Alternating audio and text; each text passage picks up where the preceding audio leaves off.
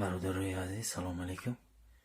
در این روزی ما با شما طرزی چه کاغ اشتوک میکشه نشون میدیم. نمی کاغ که ما اونجا درست کردیم مسجدگه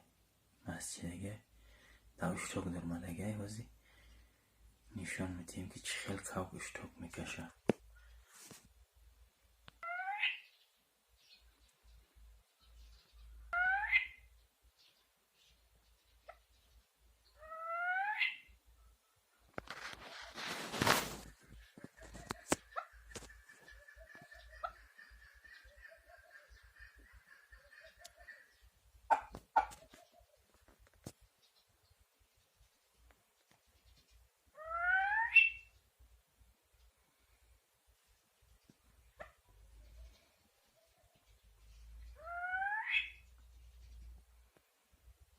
کاغ در بیرون موزی دو داشت پشتی مود کاغ به فرش دیگه یعنی یک اشتوک شد چه خیلی اشتوک میکشه. دیدی نه برادرو فراموش نکنی подписать زیاره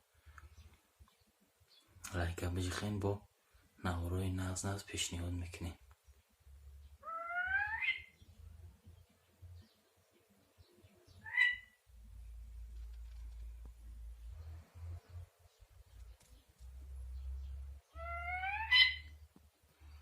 خب سلامت باشی برادرو.